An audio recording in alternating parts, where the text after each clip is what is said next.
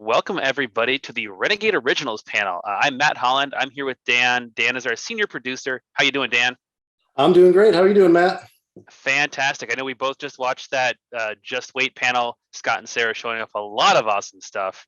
So So I much. am psyched to dig into these Renegade Originals, the stuff they talked about at the end of that stream, and just learn a little bit more about these games. Yeah, definitely. Yeah, so before we get too far into this, I just want to kind of restate kind of what Sarah and Scott said, that most, if not all of these, are available right now for pre-order. So if you see something that's interesting, you check out renegadegames.com and you can put in a pre-order for it. So the first game we want to talk about is My Father's Work. And My Father's Work is so close. This is a game we kickstarted last year, and it is so close to fulfillment. We're about 6 weeks out now. For those who don't know what this is a Victorian mad scientist game by T.C. Petty III, amazing designer. It is a Euro-style game, like worker placement, but it's dripping with theme. This mad It's got like that scientist. narrative stuff going on too. So it's like your Euro mechanics, but the narrative aspects that some people love about like your more campaign-based games. Yes, there are three scenarios included in the core box, and each one is like a novel's length worth of words. It's just all sorts of different content, different paths, branching paths to go down. I'm so excited to play it more myself with the finished version, and to let all the backers and new customers try this game out. So it's gonna be so awesome. I'm so jealous not having had a chance to play it yet, because the whole narrative decisions affecting the Euro mechanics and stuff is just so cool to me. The theme's really fun, that kind of like grim and a drab Victorian thing. Really excited for that.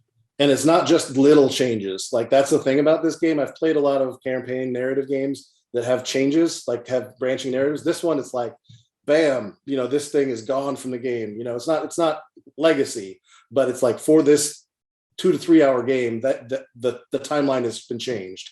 Super amazing. I will state that this game is a Renegade exclusive. This will not be going through distribution. So if this is something that's super exciting for you, check out our website, pre-order it, so you got it when it comes out.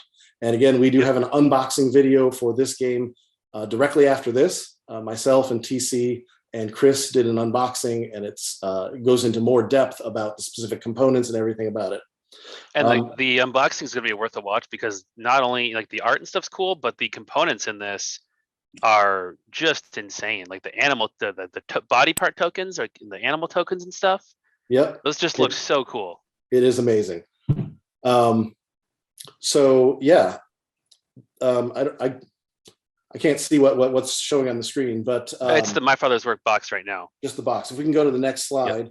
So that's just kind of the spread now of components. You can see there's miniatures. So that for your shows workers. off some of the stuff, and then that's just a beautiful spread of what we've got going on.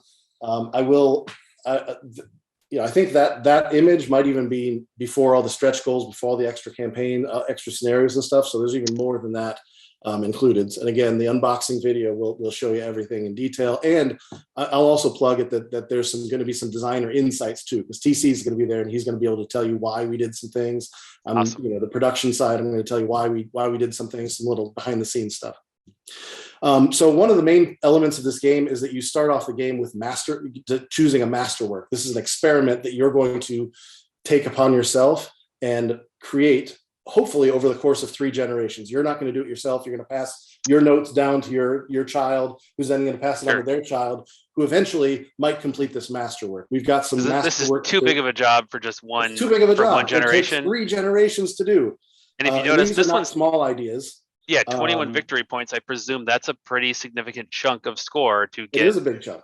And you're not penalized if you don't do it, but it is something that you're working towards the whole game. And to be able to do it, you have to do, a bunch of different experiments. You have to gather a bunch of resources. You really have to build up for it. And it's a big swing if you can pull it off. But these are things like immortality, teleportation, time travel.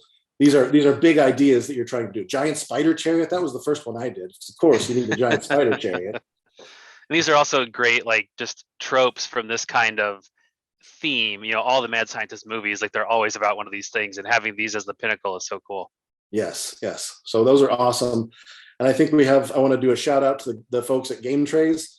This game has an amazing set of trays that come with it just by default. It was something we unlocked in the Kickstarter, and they did an amazing job of making them look awesome and be super functional.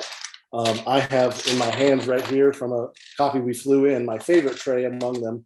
If you can see this, this is the resource tray that gets set on the table. This has all of your metal coins, your metal cogs, your glass bottles. The glass jars with actual corks in them, right? Yeah, totally. They're just incredibly cool. This is when I'm having a bad day at work, when I'm like feeling like I can't do anything or feeling like I get setbacks, I just pull this tray out and be like, look what we did. This thing's awesome. And it just makes me feel better. Because you just put it in the play in the middle of the table. You can use it right away. It's awesome. It's easy for storage, great for in-game play, and super fun to use. And then the different scenarios kind of have their own little tuck box too that has the scenario specific components. Exactly. And kind of keeps that all nicely organized. Yep. And each scenario, there's 3 of them, but they're like very replayable. There's, I think, 8 different endings in each of them, but like, I don't know, millions of pathways to get to those endings. So it's not a one and done play the scenario. It's let's dive into this and try all the different branching paths to see how this can take us. Because they're, like I said at the beginning, they're very versatile, very branching, and very different each time. The other thing that you said like over the course of that 3-hour game, correct me if I'm wrong, you can also, since this app kind of walks you through the narrative and things, you can also stop in between generations and break that game up into multiple sessions very easily, right? Yeah, the app will allow you to do that. There's a way to pause and kind of save it and then pack the components away. You have to jot a few things down, but then you'll be able to pick it right back up and continue playing. So yeah. Awesome. That's a great functionality for a longer game like that. Yeah. So My Father's Work, we're super excited about it. Next up is Crusaders, Thy Will Be Done. Scott and Sarah talked about this. We're super excited to be working with Seth Jaffe on this, the game designer. Picked it up from a game that was previously published by Tasty Minstrel Games. But we're super excited to bring this under the Renegade banner. So what's the kind of the mechanic of this? Because I know I've always thought the look was really cool. I've been a fan of some of Seth's other games, like Eminent Domain. So this has been high on my radar for a long time, and I was very excited to see that we're going to be publishing it. Yeah. So I mean, the theming is knights orders, or that you're an order of knights, and you are moving around Europe. I don't know if it's on the board, but there's a picture of the game board on the slide where you're moving around. There Europe, we go. And you're building buildings and expanding your forces and kind of trying to spread your message throughout Europe, while the other people are trying to do that too. So whichever order gets the most influence points at the end is the winner. But the main mechanism of the game, if you go to the next slide, which has the player board, this has a really cool Mancala / Rondel system where there's a bunch of actions that each do something different. And on your turn, you pick one of those actions, one of those wedges, and pick up all the yellow pieces there. And then that's the action that you'll do. And the number of pieces you pick up is the number of the strength of that action. So if I pick up one with 3, then I will distribute and then those you drop them Mancala style around, one per, like a Mancala. And so there's some strategy there with what you want to do, what action you want to do, what you want to set up for later. And you can also upgrade your wedges. You'll see some of those wedges have 2 actions on them versus some have 1. The ones with 2 actions are upgraded, so that you can kind of choose which action to do, or do some of one, some of the other. Very cool system, very neat mechanisms. And now there's also I was gonna say there's a deluxe version of this. Yeah, correct? So that's the next thing we're doing is the deluxe version, and this is the same exact components that the previous deluxeified version had. Which is very exciting. They really bling that thing out, and we're going to continue that. This has both the plastic bits, the plastic buildings, the plastic knights that are moving around, also the wooden buildings that are screen printed. It's got dual layer recessed boards. It's got metal influence coins. It's got a start player sword. This is really sharp little pointy metal sword. A box sleeve. It's got everything, and we're doing this. I got this in the mail today. I'll show you. Maybe I'll show you. There. Here's the coins on the screen too. Components I got from the factory that they need me to proof and look through all the different things. So we're hitting the ground running on this. We're just making the announcement now, but we've already started the file work to convert the files to Renegade, making sure everything's legit and good before we push print. But this should be coming out this summer, so we're really excited about that. And that deluxe version, is that Renegade exclusive or not? That is the only way you'll be able to get that is through the Renegade store, or at conventions if you come visit us at, say, Gen Con or something like that. But and it's up for pre-order now, so get those orders in. Make sure we make plenty to get you your copy. Exactly. And then, as was hinted at in Scott and Sarah's, we're doing an expansion called Divine Influence, and this was a weird story a little bit, but it was produced and manufactured and sitting in China. And a copy or two was released, got out, but it hasn't been widely released. So we're happy to bring this under our umbrella as well and release it to the masses. The first, so I'll show you. I actually got some samples of this. We were a little bit concerned. Ooh. Gotta kind of keep it in front of you there. Mold and dust and for these been sitting there for a while. So we had some samples shipped to a bunch of different people from a bunch of different parts of our company, and everyone took them out, smelled them, inspected them, and we're happy to say that they're great. There's no mold. That's there's awesome. no wear and tear on them for sitting for so long. So we're excited to be able to bring those out. Pre-orders are up for it now. There were some questions. For all three products are up on the website. There were some questions in the last panel. I just want to clarify. The first printing, if you pre-order the Divine Influence expansion now, it will be TMG branded. The image that you see might be Renegade branded on the website, but it is TMG branded for these first batch. Yep. If and when we sell out of that and want to print more, we'll update that to Renegade branding, but this first batch will have that TMG branding on. And we did make a note on the web store that these are TMG branded. So if you're trying to make sure that it matches perfectly, you have that assurance. A question from chat: do the components of the expansion match the base game or the deluxe version? For Divine Influence, my understanding is that they match both. So it's not any of because it adds like more tiles and things like that, right? Buildings, and the buildings are not wood or plastic. They are punchboard pieces for the building. So these can actually be, this expansion can be used with either and works well with either. And it looks like Seth Jaffe, the designer, is in the chat. He says the expansion is compatible with both. That's how they originally designed it. So that's fantastic news for people who have either version of the game. And I will also tease that this is not all you're going to see from Crusaders for us. It's all probably in 2022, but there is more content. Seth was working hard on bringing this game to life and had some more content that we want to release as well, but that will be for a 2023 panel. I like the Scott style just wait tease there. Yeah, just wait. It's coming. All right. So next is The Hunger. This is a fun one. Yeah, last fall we released this great deck building game from Richard Garfield. Matt, I know you've played this a bunch. You want to give a quick overview on The Hunger? The Hunger is a deck building game. You're playing vampires. You're heading out from the castle into the countryside, and you're hunting down humans, typically, to get the points, the blood, which is your points. It's got a really nice push your luck element. Like every time I play with new people, I see people just sprint off into the wilds, hunting willy-nilly, and they almost always overextend and realize that, as I ate all these people, my belly's really full, and it's hard to run all the way back home before the sun comes up. And then bad things happen if that's the case. Just a really fun, big games. You can play up to 6 players. Yeah. It's great. And the expansion, I'm really excited for. What's in the expansion though? So the expansion it's called High Stakes, and this adds a bunch of new things. It adds threats is one of the big things, and adds a bunch more of interactivity to the game. Nice. So there are vampire hunters and werewolves. I think I have some slides of some of those if you want to take a look at those. But these introduce several. One of the hunters.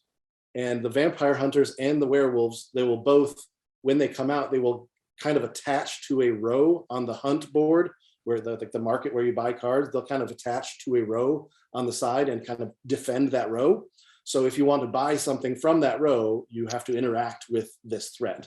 Gotcha. And then if you interact with it, it comes to your side, and then you have to you're kind of engaged with it, and you really have to interact with it, or else you'll take some wounds, which are a new card type. Very interesting stuff. It looks like they give you some nice perks if you do take them out too.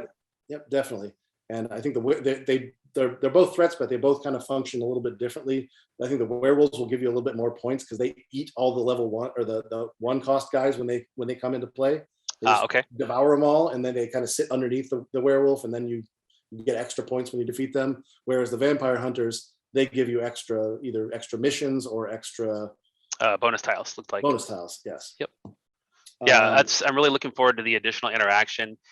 In the base game, you can land on someone and bump them back and mess with them a little bit, but in a game like this where it's push your luck, like having the option to add some more take that and just messing with each other, it's gonna be super fun. Yeah, and it's funny you should mention that. One of the things that you can do in this is there's that new mechanism called attack, and that's those little teeth in the circle in the top left corner. If you have some of that and you land on someone, like you just said, in addition to pushing them forward or back, you can attack them.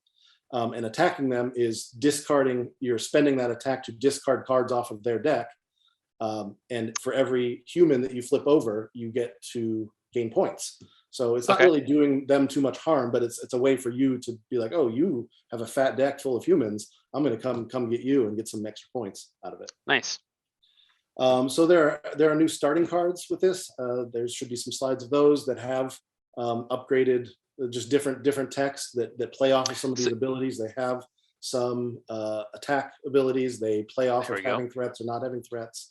And they have a new little symbol in the upper right corner that makes it easier to tell which deck they belong to. That's nice, because in the base game, again, your starting decks are all the same. So having a little bit more variation in that is going to make more replayability really nice. Yep. And then one of the last things that this adds is the events. And this is there are 3.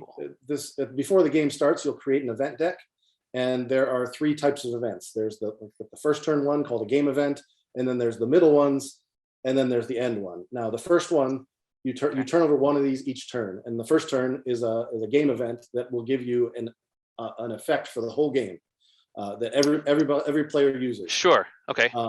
Which is pretty cool. Give you some variability, and there's a bunch of different ones in there. And then from turns 2 through 14, every turn you're going to flip over another one of these that has an ability just for that turn. So everyone there's a bunch of different things happening through the night, whether it's a bonus. I really like this. This is get to digest different people or whatever it is. Now you can hunt on boats, whatever it is. And then the last one is just like a kind of a reminder of the special rules that happen on the 15th turn. So this is also another way to track the turns, because there's exactly 15 turns in the game. In addition to moving that little wood piece, you'll flip these cards over as well. Cool. This is available for pre-order. Gonna add to the interaction of this game. Another thing to point out is that the box, it's kind of a long, skinny box. It is designed as a card holder. So this is a game that we want to support in the long term. So not just one expansion, but multiple expansions. So over time, as time goes on, this will be a card holder box for you that you can put all the cards and the tokens. And then as we eventually add in new boards and different things, that can go into the core box. So you can have a board box and a card box for the hunger. Nice. That's a very clever implementation. Cool. Well, next up, I know one of the very first Renegade games I ever played was Fuse at BGG-Con years ago. It's that really lightning fast real-time game. So tell me about Fuse Countdown. Yeah, what's We're new? excited about this. So same designer, Kane Klenko, same general premise that you are a bomb squad trying to defuse a bomb in real time. There's 10 minutes. There's a countdown timer, but there's some new twists this time. This is both a standalone game and an expansion, so you can either mix it or just play it by itself. I'll show you this. This is what it comes with, a new bag. It's got the new logo on it. Fancy. Nice. And one of the cool things about it is the split dice. We have a picture of that. So they're like dual color, right? Yeah. Do they work as either, or are there bombs that need specifically a split dice? So there's 25 dice in total in the game. 5 of them are these split dice, one for each of the 5 colors. So they function, like you said, as both colors that are represented on that. And that's good for functionality, for versatility, but it also allows some design space. So on the bomb cards, there are cards that say, this as a requirement, in addition to being blue or being a certain number or whatever, you must put a split die on here, or you can't put a split die on here. So there is that adds to the, it makes it easier, but also kind of makes it a little trickier. So that's one really neat component that we're doing in this, one new feature. The next, I believe, is, what do we got? The spark cards. And I believe we have the spark card back showing here. And what these are. Spark card? Spark cards, yes. So what these are, if you remember from the original Fuse game, there were these little Fuse cards that you shuffled into the deck that had said like a blue die or a 7 or a 5, or they had a number or a color on them. And whenever those popped up, everyone would have to discard a die of that style. Oh, sure. This replaces those. You don't use those cards, you use these instead. And this is a separate deck. Sparks, when you're diffusing bombs, generally not helpful. No, these are not little twists. So whenever you're rolling the dice, and if ever you can't take a die, you, instead of rolling the die and doing something bad, you take a spark card. And what it is it functions kind of like a mini bomb. So in addition to the normal bombs you have in front of you, you get a new mini bomb next to you that you also have to put out. Now, it's just kind of adding to the chaos. And the rule with spark cards is that you can't win the game until all the normal bomb cards are gone and all the spark cards are gone. Okay. So it's a different twist on that little, oh, you can't do it. Now here's a little extra complication for you. Jeez, okay. And the last thing I want to talk about with Fuse Countdown is roll cards. And we have a few pictures to show off here. These are not final, but sounds like variable player powers, kind of. Yeah, exactly. So at the beginning of the game, if you want to play with this module, you'll get a variable player power that'll tell you what you get to do. Now, the way that will work is that you have that ability only when you are the person pulling the dice out of the bag. So that rotates around the table. So one special ability, I'll give you an example. One would be like, before you pull out the dice, you name a color, and then any dice that you pull out of that color are wild. So they can be any number. Yeah, I love that. So, but it's only for one out of however many people are playing. That rule's in effect. So very cool stuff. We love Fuse. We love working with Kane, and we think this is going to be a great addition to the Fuse line. Awesome. Well, what's next? Next is search for lost species. This is very exciting. I actually just today, I did get, whoa, what is that? I got a box. The search is happening here on stream, and you're trying to see it, try to find it appear. Anyway, this is a follow-up to the Search for Planet X, which was a very popular game that we released in 2020. A lot of great feedback, and in many ways, this is very similar. Well, how is it similar? Well, it's the same designers, Matthew O'Malley and Ben Rossett. Still going to be deduction. Very talented. Right. It's app assisted, much like the other one. You need the app to be able to do the logic and deduction. And again, it's a logic deduction puzzle like Planet X was. You're trying to find the lost species. Now, the theming on this is really cool in that in real life, there are species that have not been seen in a long time. And are thought to be extinct or possibly extinct. And there's an organization or organizations, at least one of them that we're working with on this is called Rewild, and they help to send out expeditions to try to find these lost species and confirm whether or not they're extinct and try to bring them back.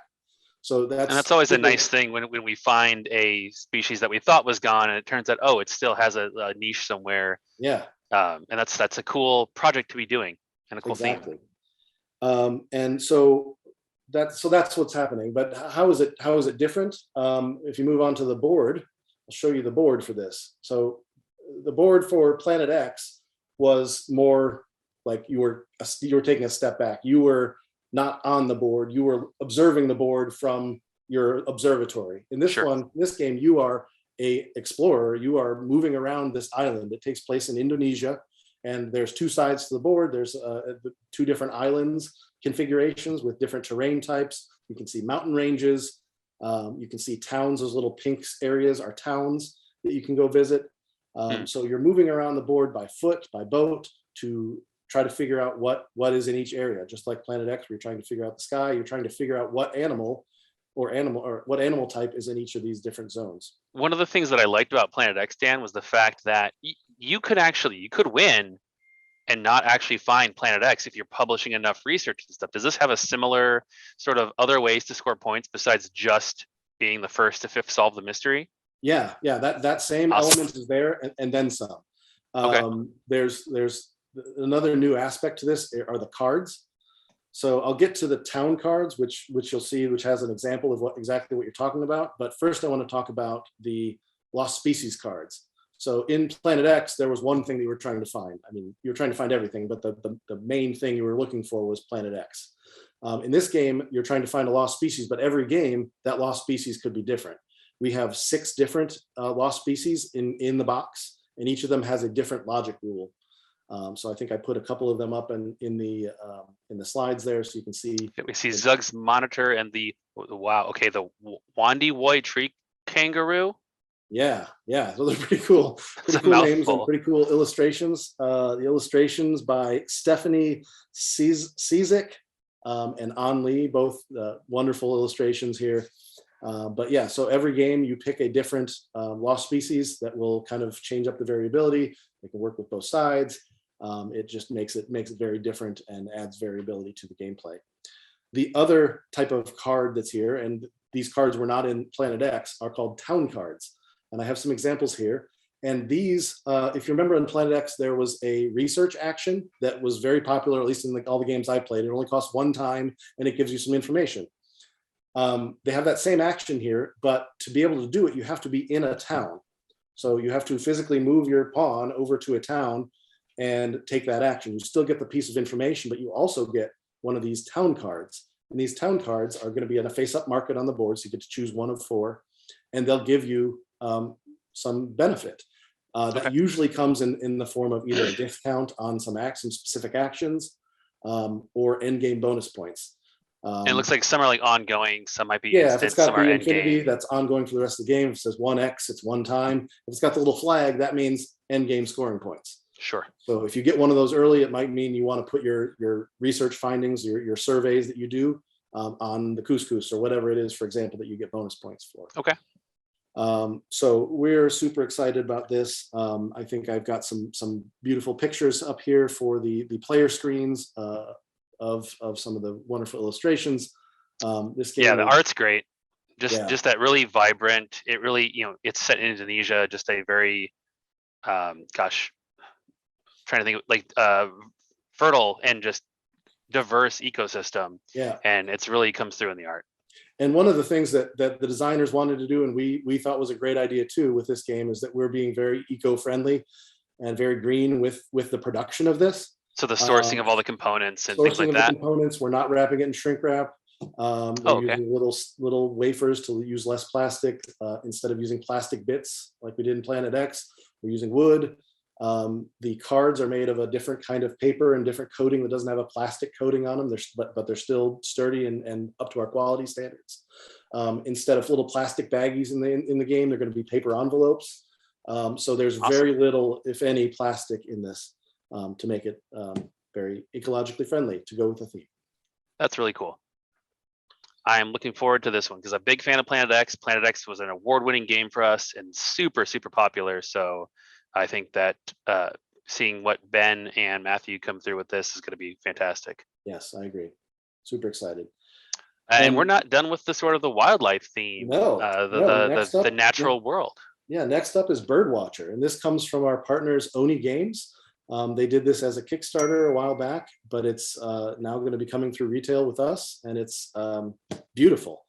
The art is so good. It looks like those Audubon guidebook kind of illustrations. That's because all the art is done by Lauren Helton, who's an artist for the Institute of Bird Populations. So birds are what she does, and you can tell. Designer Zakir Jaffrey, and this is a game all about birds of paradise specifically. So it's about capturing them on with cameras, like taking their pictures and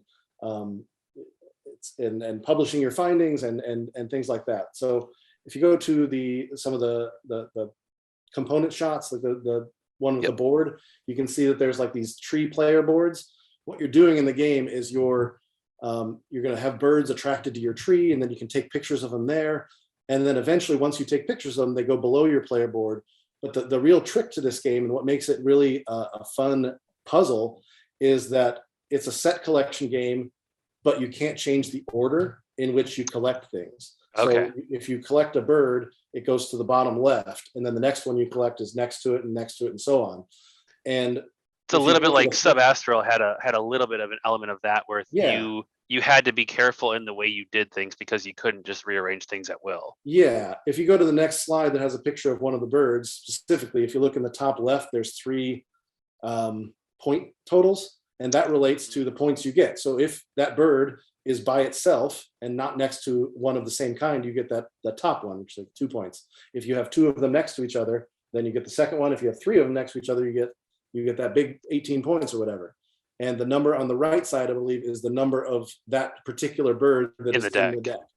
Makes sense. You really want to like play it safe, and this card even has their scientific name, but also it looks like their bird call on the card. Yes. So I think that's the thing that people kind of got a kick out of in Wingspan, for example, was all the information about the bird on there. And I love that we have a kind of a different take on that. Yeah, that bird call is really quite fun. Can you try one of those for us, Matt? you beat me to it. I'll go with the bluebird of paradise. It's a quonk, quonk. Perfect. Perfect. So yeah, Birdwatcher, really unique game, beautiful game. Be on the lookout for it. Pre-order it now if you're excited about that. Awesome. Next up is a big one. This literally is Artisans of Splendent Vale. This is a game that we kickstarted late last year, and it is from the mind of Nikki Valens, who did many games. Legacy of Dragonholt, Mansions of Madness, 2nd edition, Arkham Horror, 3rd edition, Quirky Circuits, a whole bunch of stuff. Nikki has a quite a catalog, and man, seeing the box for this in person when I did some pictures of it, I was not prepared for the size. It is giant. And it just keeps it throughout the course of the campaign, throughout the course of the development of this, which has been going on a long time. It's just grown. And just today we're kind of finalizing all of our numbers. And I mean, it's at the printer now and everything, but it's massive. So this is at its heart a campaign game set in a mystical world, a magical world that Nikki and her team of writers have created. It is a very inclusive world with very very diverse. The character cast, like everybody, I mean, really more than any game I've seen, anybody can look at the cast of playable characters and find, someone that they can identify with, or feel like can represent them, which is really cool. Yeah. And the world is also just a very kind of, it's like cutesy, but there's also a lot going on. There's a lot of adventure in there. There's a lot of danger. Yeah. So the setting, there's this town called Splendent, and there's people have settled there. It's near a river delta, and it's near the ocean, so a lot of people settled there. But one of the interesting things is that these meteors keep crashing around in this area, and they're made of this material called materia, and they're like crystals, and this is a magical material that the people in this area can go gather, and it they use it to imbue their creations and their crafts with this kind of extra power and abilities. And when it's in the wild, it makes everything grow like overgrowth. Like on the cover, you can see there's these giant strawberries, and there's big craters everywhere. So it's a good, fun world to explore. And each character, so you take on the role of a character that you're exploring with, and each character will have their own book. And when I say book, I don't mean pamphlet.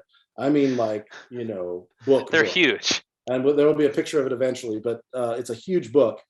And as you're adventuring together with 2 to 4 players, you're going to be reading and choosing different pathways and things like that. But there's also like a shared narrative. So if I'm the storyteller and I'm reading the backstop, then there'll be some dialogue that will happen. And if 2 out of the 4 characters are not there, you're only playing a 2-player game, it still makes sense. Sure. So I would read my line, Matt, you would read your line, and then we would move on. But it might be different if we played it again using the recharge pack and had a 4-player game, because there would be some more information come to light. So this is kind of full legacy. There's the branching main narrative. The thing that I thought was really neat that Nikki did is they have the individual characters also have their own sort of narrative that's going on within the larger story and their own character development. Yes. And that's all kind of built in there. And you can craft items. You can improve your character. Everybody has a different thing that they can kind of craft or create, each character. Yep. And there's just a lot to explore. It's got really strong narrative elements, and then that's sort of still the action scene dungeon crawl stuff going on too. Yeah. So you're reading the book, and then all of a sudden they'll be like, okay, flip open the action scene book, and now Boom, it's right like there. you're in a fight, or all of a sudden and they're not all fights. Sometimes it's a chase scene, or you've got to escape before the building crumbles. So on each action scene book, there's a page on the left. It's a spread in a 3-ring spiral bound book, and on the left side will be all the rules that guide you through the encounter, all the enemies that are there, what their abilities are, the initiative order along top, when they start, any special rules are all there. And then on the right side will be the map itself. And these are, so make setup a breeze. You have to be arranging map tiles and things like that. You just flip the book open and go. Yeah, exactly. And one of the things that's really neat about this, the illustrations on these maps, Nikki had a vision from the very beginning and from the initial meetings of saying that they didn't want a grid of hexes, specifically, not like a graphic design overlay. They wanted those grids, those hexes, and those spaces to be interwoven into the actual illustrations. So you can see a perfect example there. Yeah, it looks, perfect example. It's very readable still. Yeah, but it even doesn't though there's have that war game hexes map look. And there's squares, but it makes sense that you don't have to question which space you would go to. There's still spaces. So I think that turned out beautifully, and it's a big fat book with many, many, many different types of interactions and action scenes. Boat chases and things like that. It's great. So. And this was Kickstarted, but it is on pre-order still on our website. It's Renegade exclusive. You got to get it either from us or from like a retailer that backed the Kickstarter. There's also a recharge pack, so it's full legacy, but you can replay it. And of course, you can meet this little nice doggo here. Yep, there's all sorts of cool things. There's also plushes of some of the creatures. Yep, there's plushes, there's spells, there's weapons like lightsabers, but not lightsabers. Beam sabers. Oh, I mean, not in game. You can actually we are making physical plushes of some of the creatures. That is true. They are adorable. Plushes. They're very cool. And one of the neat things are the stickers. So these are some of the items that you get. You can upgrade, and on your character sheet you have a picture of yourself. And when you gain this particular pin or this particular set of bracers or whatever, you can peel off these stickers. It'll tell you to go into this card index and pull off these stickers, and then you stick them to your character. So as your character evolves stuff, the look of your character sheet will evolve too. And it's not just cosmetic, because those items will do things for you as well. But one of the neat thing behind the scenes things that kind of was over the top on this is that you can see on these sticker cards, there's not just one generic pin that you put in your hair or set of bracers that you put on your person. These are, for every item that we did this to, there are four individual drawings for them. So they fit specifically onto that character, fit their style, fit their color pattern and everything.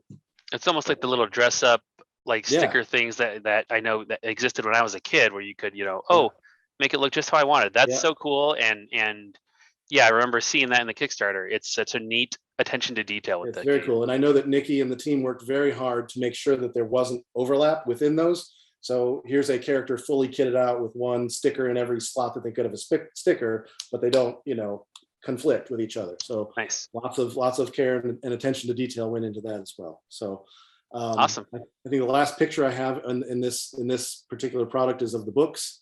And this is kind of a realization that we had. The books on the left are like the preview copies that we did during the Kickstarter, which had what we thought would be the page count, which was impressive then, saying these are novel length books. Yeah. But then on the right is what it actually came back with. So again, Nikki and her writing team really went over the top and filled those out with lots of adventures, lots of content, lots of charming stories to tell. Awesome. Well, I know that, not everybody has someone else to play games with. So we've got the Solo Hero series with some games that are specifically targeted at the solo crowd. We do. Starting with our most recent one, Wreckland Run. Yeah, so this Kickstarter just wrapped up a week or so ago. Yes. Very happy with the feedback we got from backers and the response we got from the solo community. This is another partnership with the same design and development team that did Warp's Edge. So Scott Alms with the design and TC Petty III on development. They make a great team in creating things and polishing them up to be awesome. So real excited. The illustrations by Brett Parsons. So cool. It just brings the world to life. Like you look at any piece of art in the game and it's immediately clear the setting and the vibe that you're going for. Yeah. So this is, if you couldn't tell by the imagery, this is a post-apocalyptic solo game of vehicular carnage. So you're going to be going through, you're going to be picking a driver, you're going to be picking a car, there's multiple to choose from. There's 2 main phases in the game. There's the wreckage phase and then the run phase, and those alternate until you finish the game. In the wreckage phase, you're going to be repairing your vehicle, kitting it out with all sorts of cool parts that either will do damage or do spread damage or do bombs or and not only that, this will be, you'll pick up that driver and that car and then take it through a campaign, right? Yeah. So it's a campaign that goes over 7 chapters in the core box, and each chapter has a special little envelope that comes with it that has special cards and special content for you to explore during the game. In each chapter, there's a spiral bound book that has a 2-page spread of narrative. Written by Brian Steele, one of the people who works on a lot of our RPGs. It's a kind of a ongoing campaign story about what's happening and why you're doing the things you're doing. And then on the next page would be another spread that has on the left side all the details about how you set up this chapter now that you've read about where you're at, why you're fighting this person, why they're chasing you, whatever. And then on the right side is the boss page, and that is the thing that you kind of put out in play when you're actually playing the game, that kind of details what the boss is doing to you. Nice. And it's fully replayable despite being a campaign, correct? Yeah, that's exactly correct. It's a campaign that can go through 7 chapters, but if you really just want to start on chapter 3 or start, just pick a boss and play them, you can do that. Fully resettable. You can just put those cards back in there. Or when you're done, you can just play fully upgraded and then plow through it again. Awesome. And then there's another expansion that it's going to be through our web store that is going to add 3 more bosses and 3 more chapters to it as well. So yep, we had a really strong Kickstarter, but it is available for pre-order still on. Actually, no. Late pledges will be opening very, very soon for people who missed out. Exactly. And then eventually we'll be on our web store. One of the things that was an add-on during the campaign that I was very thankful that the backers had feedback on was the playmat. Originally, when we did the playmat, it was kind of a big blank road because that's what I thought would be people would like is a really thematic experience with the road and all the people circling. But the backers came back and said, "Hey, we would really love to have more components on the board on the playmat like you did with Warp's Edge. Defined spaces, kind of for things. Defined spaces. So we took that to heart and we found a way to fit it all in there while still having the thematic road design. I'm really happy with how it turned out and excited to be able to do that. That's an awesome thing about Kickstarter, just that kind of collaboration you can have with the community, with the fans. And the next we saw that in My Father's Work too. Yeah, definitely. The next slide should show a part card with red spikes on it, and that is called a ramming card. And you put those on the edge of your car, and you ram and do damage to people on that happen to be on that side. This is another thing that we happen to that we're grateful for, that we sent out these preview copies and people gave us feedback, both the backers and the people who previewed it said that doesn't really make sense. Those spikes face inward. And when they did, it was like, oh yeah, well duh, you're right. Because if you're ramming the side that's on, those spikes should be, there should be something more visible showing the other side. And I don't think we've showed this off yet, but what we went to was a barbed wire design. So you can flip to the next one, which shows barbed wire wrapping around the edges that are the ramming sides, which is more indicative and makes more sense thematically that you would do damage if you run into some barbed wire on the side of a vehicle. So we hope people are happy with that design, that redesign, that change. I know we are internally, so that's it looks really nice. And then in this same Kickstarter, we had a expansion for our previous Solo Hero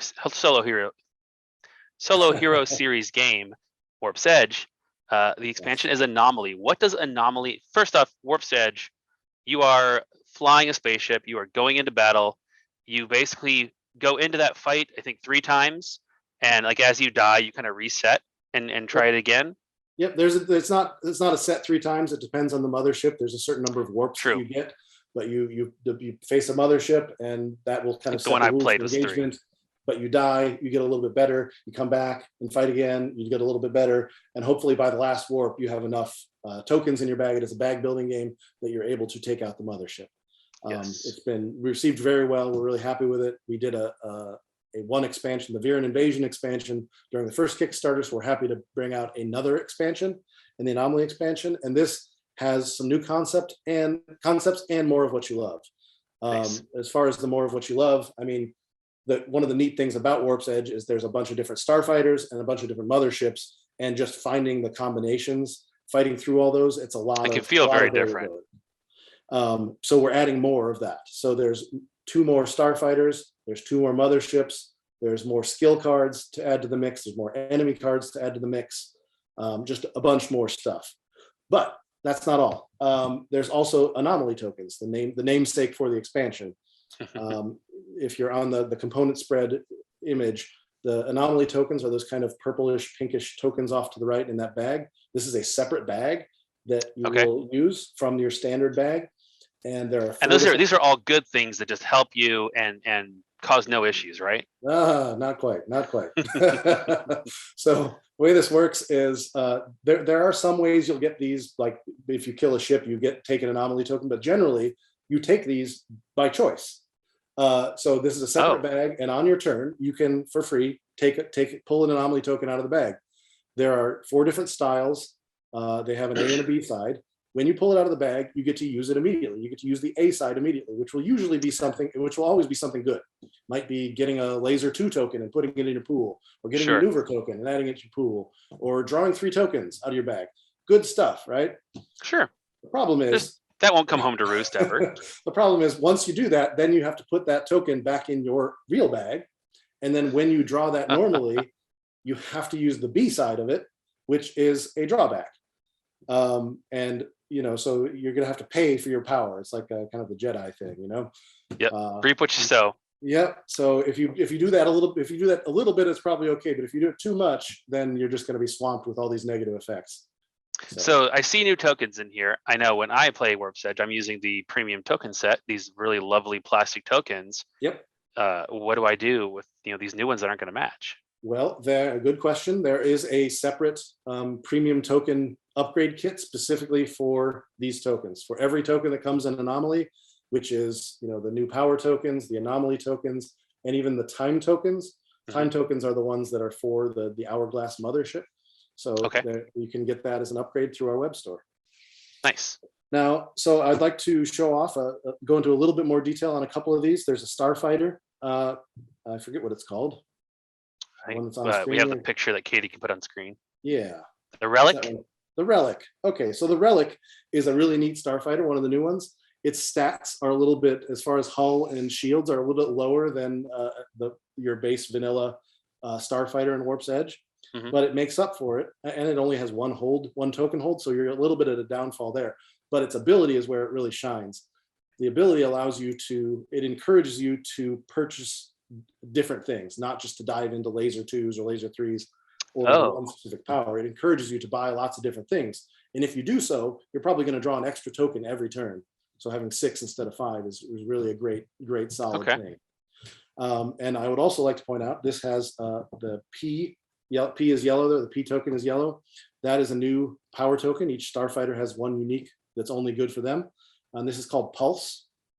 And what this does is it gives you 3 energy to use, but it does 1 damage to you. So that's going to really help you in your purchasing power, because 3 energy tokens, that's the most expensive token in the game at 4. And this just gives you 1 to start off right away. So you can start buying tokens and buying some of those expensive tokens right away. Nice. But one drawback, I mean, in addition to doing 1 damage to you, it says you can't use it for repairing your shields. So yeah, because otherwise I'll take 1 damage and then repair 3. Who cares? Yep. Makes sense.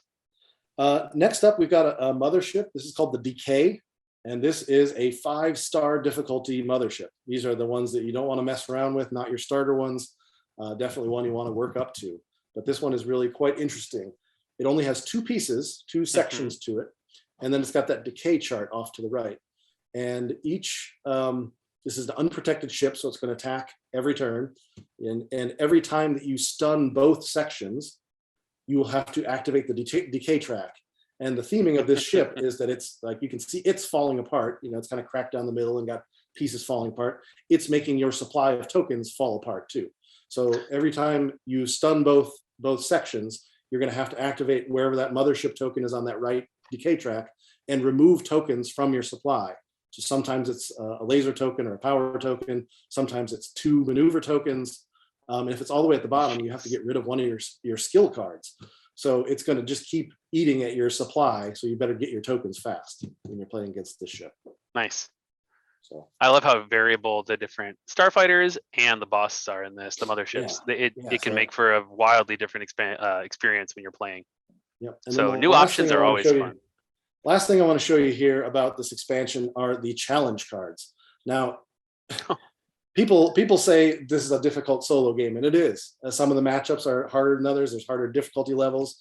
But if you've conquered it, if you've mastered it, we wanted to add more variability and more replayability to it to give you an extra challenge. So for every mothership in the game, which is 9, so the ones from the core box, the ones from the Viren Invasion expansion, and from this product comes with 3 challenge cards for each mothership. And each of those challenge cards gives you an extra challenge for that specific mothership. And usually they're themed specifically to it. The one of them that I have here is kind of feeding into that decay motif of the decay, saying at the beginning of the game, you've got to get rid of 1 token from every section of your supply, which is just going to further eat into that and make it more challenging.